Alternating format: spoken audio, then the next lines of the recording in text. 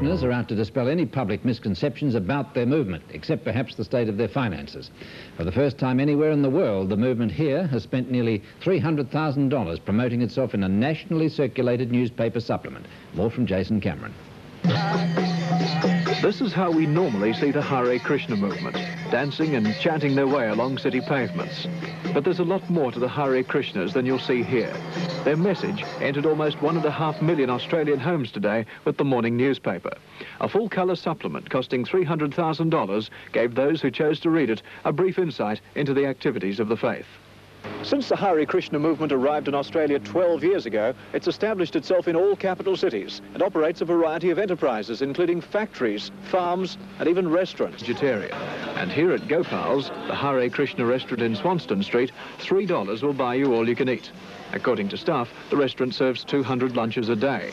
But the future of the movement in Australia lies not in the city, but on the land. This is the direction of our movement, to show how people can live simply based upon protection of the cows and growing their own produce, weaving their own cloth. Already we have communities all around the world, about 36 in numbers, where self-sufficiency is either partially or almost totally accomplished. This probe tackles the Hare Krishnas about a new advertising campaign in today's morning newspapers. To millions of dollars controlled by the Hare Krishna movement. Ian, I suppose this has got a lot to do with that colour supplement in this morning's newspapers. Yes, David. In fact, most people around Australia woke up this morning, opened their newspaper and found this inside it. It's a full-page colour brochure praising the Hare Krishnas. In fact, it wasn't so long ago that Krishnas were begging for money in the streets or asking for donations to charities they claim to represent. It's a big step from begging to a $300,000 promotion like this one. And many people might be wondering what the Krishnas are up to.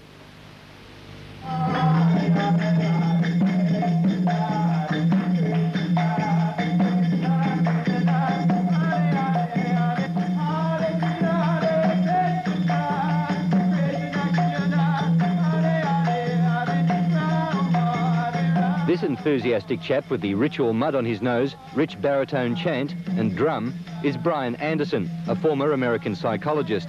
He now regards his real name as Achyuta Das, leader of the Krishna temple in Middle Park and a spiritual guide. Behind the chanting is big money, millions of dollars in fact, from a business empire ranging from restaurants to making incense. But the empire was partly financed by dishonest collections. The public was approached by disguised Hare Krishnas who covered their shaved heads, wore normal clothes and claimed to be collecting for worthy community charities. The harm done by that deception is now being countered by the glossy supplement in today's newspapers around the nation. Do you admit that your organisation in the past has been deceitful because it's gone into the streets and collected money without telling the people you're collecting the money from that you are Hare Krishnas? Yes, in the past we've collected funds on the street and we've not stated openly that this is for the Hare Krishna. Do you admit that that's deceitful? Well, we don't see it as deceitful. But the public do. That's the point. Perhaps they do. So from that point of view, how can you expect the public to trust an organisation which has had deceitful practices in the past? Well, if we've committed errors in the past, we would be foolish not to admit. So we're never going to say that we've never committed an error. We have. But on the other hand, what you see in front of you today, this insert, is an effort to educate people to what we actually stand for. The Krishnas have a hidden network of businesses, hidden because they're registered under the private names of members and not the movement. But they are known to operate vegetarian restaurants, an incense company, perfume business, and an oil painting import venture. And they think big. In India, they're spending a breathtaking $450 million on an entire new Hare Krishna city. And in America, they've built a gold and marble palace as a memorial to their founder. In Australia, millions of dollars have been spent on property, including a further $6 million on a spiritual tourist attraction in New South Wales. It makes the $300,000 spent on this morning's newspaper supplement look like chicken feed. Our approach is perhaps a little unfamiliar, but it's a traditional approach that's been followed by people for thousands of years. And it's a very satisfying approach. What's the relevance to Australians outside Myers and Burke Streets, though, when they see Saffron Road Hare Krishnas chanting and clanking cymbals in the street? What does it mean to them? Well, it may not mean anything, but it certainly may pique their curiosity a bit, and they may inquire. The Krishnas may very well be doing some good work in the community, but a lot of people must be wondering how much genuine charitable work could have been done with the $300,000 spent on that colour supplement. David? Well, I wonder if you got one of these with your paper this morning. This glossy and expensive brochure is what they call corporate image advertising. As you can see, this time the image belongs to the Hare Krishnas. Now, nationwide, we'll be looking at that corporate image and the money behind it. And talking about money, Richard Carlton will also be examining the real reasons behind all this talk of a capital gains tax. Are we just being softened up for the budget? And you can find out on Nationwide at 8:20 tonight. The Hare Krishnas, back to the simple life or a multinational corporation?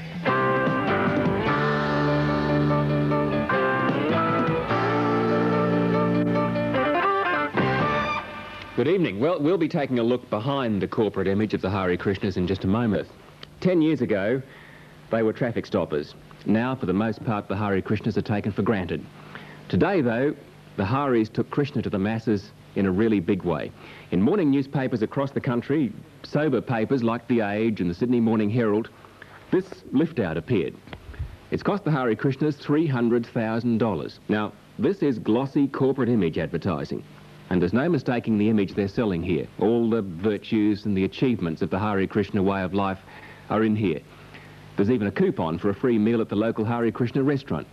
Well, David Ransom went along to the restaurant in Melbourne today to see how many people took up the offer. The saffron robes, the incessant chanting. The Hare Krishnas have become as much a part of the streetscape of big western cities as traffic lights. And it's a long way since they first appeared on Australian footpaths in the early 70s. There are now said to be 50,000 members of the Krishna congregation in Australia, including 600 priests. And in recent years, they've been concentrating not just on maintaining the soul, but the body as well. Every week, the Krishnas dish out 6,000 vegetarian meals free, and others very cheaply at 9 centres throughout the country. For many, especially young unemployed, it can be the only sustenance available. But the Hare Krishnas remain conscious that many Australians see them as members of some ratbag sect. But don't forget, if you're not happy... They feel that for some reason, we all trust the fast world of buying and selling more than the girl with a godly smile and the free food voucher.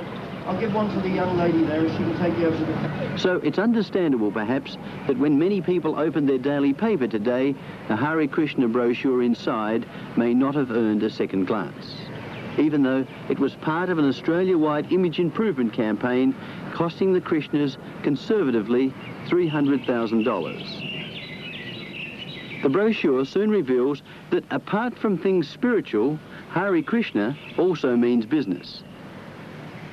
There's a 60-pupil school in New South Wales. There's a 150-acre farm there too, plus 2 others, one in Mildura and one at Windsor near Sydney. Krishnas also manufacture perfume, incense and import paintings. The brochure shows that overseas the assets are even more substantial. This palace with its marble floors and gold leaf column caps in the United States, for example, and this temple in India. And finally, at the back of the brochure, a free food voucher at a Hare Krishna restaurant. From free food to palaces, the unanswered question, where does the money come from? A tutor Das of the Melbourne Temple. Are the Hare Krishnas proof that self-sustaining alternative communities do work? Yes, we think that it's true. That's the major thrust of our effort, to convince people that that's a fact. It's very interesting in the news, Mr. Hawke is just talking about the development of self-sufficient communes. We feel that our society offers a model for that kind of thing. That's the basis of our philosophy and has been as long as it's existed, thousands of years. But no doubt some people in Australia anyway would still see your members as bludgers who lean heavily on the rest of the community.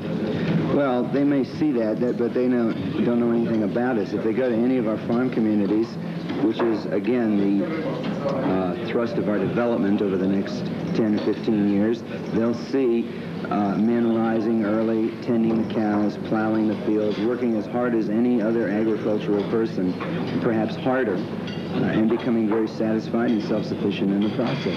That's going on. If anybody stops objectively to look, they'll see that we work as hard or harder as anyone.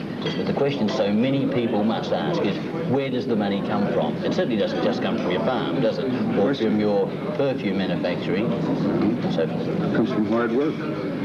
We advocate that everyone work hard. We prohibit any of our members to accept dole or any of that business. If a man is able to walk, he can work, he can support himself, and every one of our members is self-supporting and then some. We require that.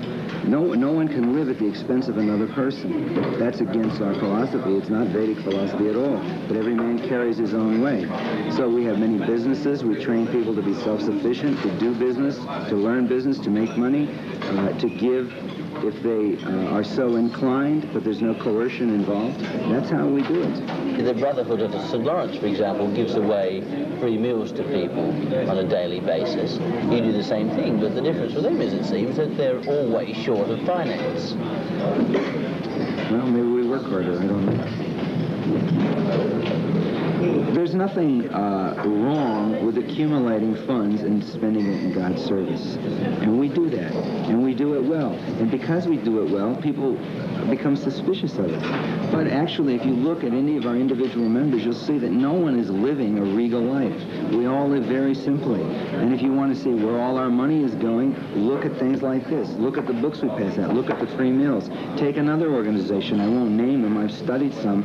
How much of their collected funds go for administrative costs? How much of our funds go for administrative costs?